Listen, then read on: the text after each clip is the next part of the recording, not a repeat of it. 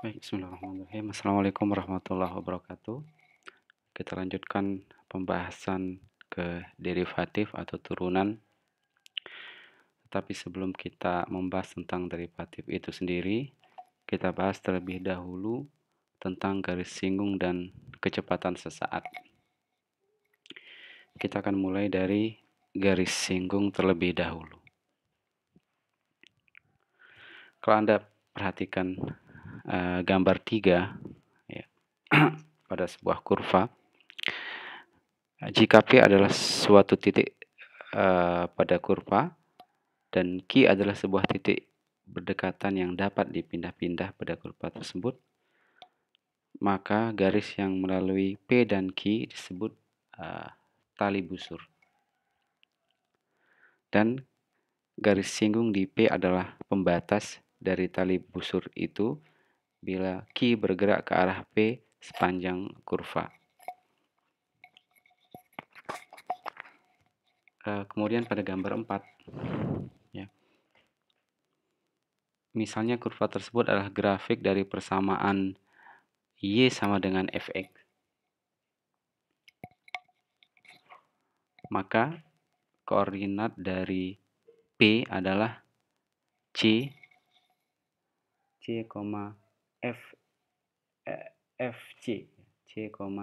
FC.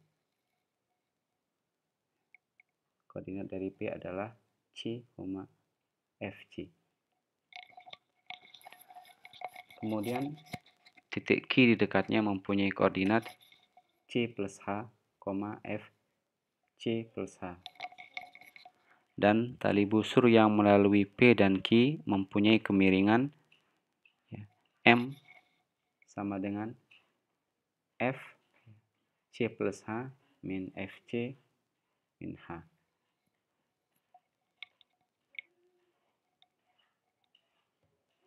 Maka garis singgung tersebut dapat kita tuliskan dalam formula limit bahwa garis singgung M memiliki kemiringan limit H mendekati 0 ya. Untuk F C plus H min FC per H. Kita akan lihat contoh bagaimana menentukan garis singgung dari sebuah kurva.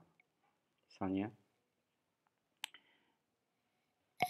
cari kemiringan garis singgung pada kurva Y sama dengan Fx, yaitu X pangkat 2 ya, pada titik 2,4. Jadi kita hanya diberikan satu buah titik. Pada materi sebelumnya, kita belajar menentukan garis miring yang melewati dua buah titik. Nah, sekarang kita mencari garis singgung pada kurva dengan hanya mengetahui satu titik. Maka kita gunakan formula limit yang diberikan tadi ya untuk menghitung garis singgungnya. Maka garis singgung M atau gradien ya, M sama dengan limit F2 plus H min F2. Kenapa 2? Karena X sama dengan 2 ya pada poin titik 2,4 per H untuk H mendekati 0 ya. Kemudian limit 2 plus H pangkat 2 karena fungsinya adalah X pangkat 2, maka 2 plus H pangkat 2 dikurangi 2 pangkat 2 per H untuk H mendekati 0. Setelah kita jabarkan, maka didapatkan persamaan akhir ya, limit 4 plus H untuk H mendekati 0, sehingga kita temukan kemiringannya adalah 4. Baik, kemudian contoh selanjutnya.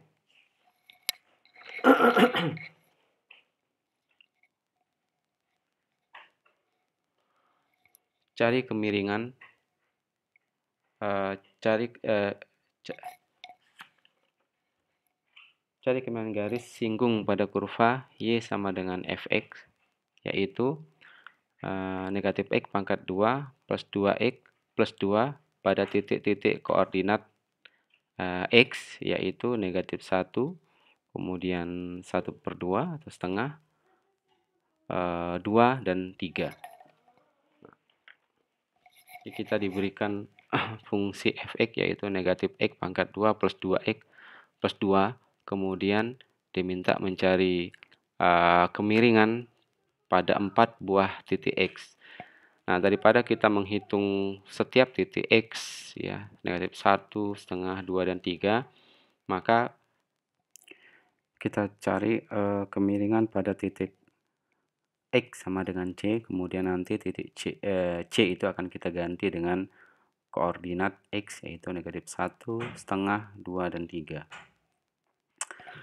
Maka kemiringannya adalah limit h mendekati 0 untuk f plus c plus h min fc per h. Kita masukkan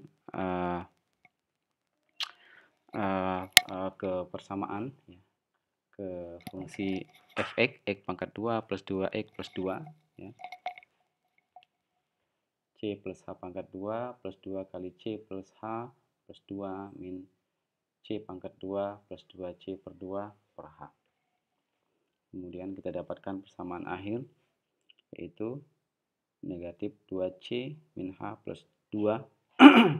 H di sini kita hilangkan, ya, maka kita temukan kemiringannya adalah negatif 2C plus 2. Dan C di sini akan kita ganti dengan koordinat X, 4 koordinat X yang tadi, ya, di soal negatif 1, setengah, 2, dan 3. Maka kita dapatkan kemiringannya adalah negatif 2 kali negatif 1 plus 2, yaitu 4, ya, kemudian 1, negatif 2, dan negatif 4.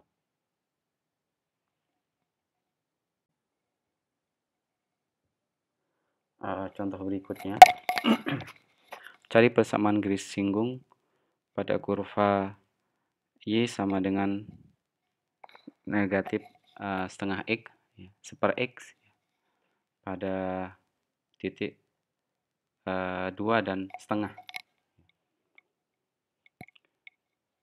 Jadi fungsinya f(x) sama dengan seper X, ya, sama dengan contoh yang tadi. Ya, kita masukkan ke persamaan, ya, f plus 2 plus h min f2, ya, karena titiknya adalah titik x-nya adalah 2 setengah, ya, kemudian kita masukkan ke fungsinya, ya, seper x, ya, maka di sini kita dapatkan seper 2 plus h, ya, karena fungsinya seper x min setengah pada titik x sama dengan 2 per h. Baik, kemudian kita dapatkan persamaan akhirnya adalah limit h mendekati 0, ya, negatif 1 per 2 kali 2 plus h, di mana h adalah 0, mendekati 0, maka kita dapatkan garis singgungnya adalah negatif seperempat.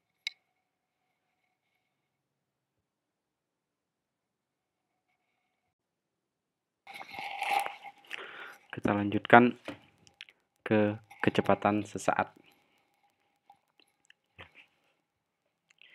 Baik, misalnya kita mengendari sebuah kendaraan dari kota A ke kota B dengan jarak 8 km dalam waktu 2 jam. Maka kita dapatkan kecepatan rata-rata adalah 80 dibagi 2, yaitu 40 km per jam. Artinya kecepatan rata-rata adalah jarak antara posisi pertama ke posisi kedua dibagi dengan waktu tempuh. Nah, tetapi selama perjalanan, ya, penunjuk kecepatan atau speedometer sering tidak menunjukkan angka 40. Ya, misalnya waktu berangkat 0 km, kemudian perlahan-lahan naik, ya, di bawah 40, kemudian naik di atas 40, kemudian kembali ke 0 lagi. Jadi tidak pernah atau jarang sekali speedometer tersebut menunjukkan angka 40. Jadi yang diukur oleh speedometer bukanlah kecepatan rata-rata. Kita ambil contoh sebuah benda P yang jatuh bebas, ya, dengan persamaan jatuh yaitu 16 T pangkat 2 dalam T detik. P jatuh sejauh 16 T pangkat 2 meter dalam T detik. Jadi benda ini jatuh sejauh 16 meter dalam detik pertama dan 64 meter dalam 2 detik yang kedua. Ya, Anda bisa lihat pada gambar. Jadi benda P ini jatuh semakin cepat seiring dengan waktu. Nah, kemudian selama selang waktu dari T sama dengan 1 sampai T sama dengan 5, ya, P jatuh sejauh 16 kali 1,5 pangkat 2 dikurangi 16 sama dengan 20 feet. Misalnya kita gunakan satuan feet. Ya. Maka kecepatan rata-rata pada selang waktu tersebut dari T sama dengan 1,5 dan T sama dengan 1 adalah 16 kali 1,5 pangkat 2 dikurangi 16 dibagi dengan selang waktunya, yaitu 1,5 dikurangi 1, maka kecepatan rata-ratanya pada selang waktu tersebut adalah 40 feet per second. Kita coba hitung kecepatan rata-rata pada dua buah selang waktu. Yang pertama adalah dari T sama dengan 1 detik sampai T sama dengan 1,1, dan yang kedua adalah dari T sama dengan 1 sampai T sama dengan 1,01 detik. Jadi selang waktunya semakin diperkecil. Baik, pada selang waktu pertama yaitu dari 1,1 detik dan 1, kita dapatkan kecepatan rata-ratanya adalah 33,6 feet per second. Kemudian pada selang waktu yang kedua dari T sama dengan 1 sampai T sama dengan 1,01 detik, kita dapatkan kecepatan rata-ratanya adalah 16 kali 1,01 pangkat 2 dikurangi 16 kali 1, ya. Dikurangi 16 dibagi 1,01 dikurangi 1, kita dapatkan 32,16 feet per second. Baik, jadi semakin kecil selang waktunya kita dapatkan kecepatan yang mendekati 32 feet per second. Maka kecepatan rata-rata pada sebuah selang waktu dapat kita buat formula, yaitu kecepatan rata-rata sama dengan Fc plus H min Fc per H, ya. Dimana Fc plus H ini adalah kecepatan pada akhir waktu, kemudian Fc ini adalah kecepatan pada awal waktu, dan H ini adalah selang waktunya. Dan kecepatan sesaat, ya. Kecepatan sesaat di mana variabel waktu itu mendekati 0, ya, di sini digunakan H, ya, adalah limit, ya, H mendekati 0 karena kita hitung adalah kecepatan sesaat, di mana T itu mendekati 0, waktu mendekati 0, itu kecepatan, ya, pada posisi akhir, ya, Fc plus H dikurangi Fc per H, ya, di mana H ini menunjukkan waktu, ya, sesaat mendekati 0. Kita lihat pada kasus benda P jatuh tadi, ya, dengan jauh jatuh, ya, ini bukan kecepatan, dengan jauh jatuh atau posisi jatuh 16 T pangkat 2. Ya. Kecepatan sesaat pada T sama dengan 1 adalah, ya, F1 plus H min F1 per H, di mana H mendekati 0. Ya, karena kita hitung kecepatan sesaat, ya, sesaat identik dengan 0. Ya. 16 kali 1 plus H pangkat 2 min 16. Karena kita punya persamaan posisi jatuhnya adalah 16 T pangkat 2 per H. Maka kita dapatkan 16 plus 32H plus 16H pangkat 2 dikurangi 16. Maka kecepatan sesaat benda tersebut adalah 32 plus 16H, di mana H mendekati 0, maka kecepatan sesaat pada detik T sama dengan 1 adalah 32. Kemudian kita lihat contoh yang kedua. Ya. Hitunglah kecepatan sesaat dari sebuah benda jatuh, ya, pada posisi T sama dengan 3,8 dan T sama dengan 5,4, ya, di mana posisi awalnya adalah diam, ya. Benda jatuh bebas, tidak ada kecepatan awal, maka posisi benda setelah T detik adalah 16 T pangkat 2, sama dengan contoh sebelumnya. karena di sini kita diminta untuk menghitung kecepatan sesaat pada dua buah waktu, yaitu detik ke-38 dan detik ke-5,4. Kita umpamakan waktu tersebut adalah C. Nanti tinggal kita ganti dengan detik 3,8 dan 5,4. Baik, kita masukkan ke persamaan bahwa kecepatan sesaat pada T sama dengan C ya adalah Fc plus H min Fc per H. Maka kita dapatkan ya 16C pangkat 2 plus 32CH plus 16H pangkat 2 min 16C dibagi H. Maka kecepatan sesaat pada detik T sama dengan C adalah 32C plus 16H. Di mana H mendekati 0 ya, karena H sesaat ya, mendekati 0, maka kecepatan sesaat pada T sama dengan C adalah 32C. Jadi kecepatan sesaat pada detik ke-3,8 adalah 32 dikali 3,8 sama dengan 121,6 meter per detik. Dan kecepatan pada detik ke-5,4 adalah 32 dikali 5,4 sama dengan 172,8 meter per detik.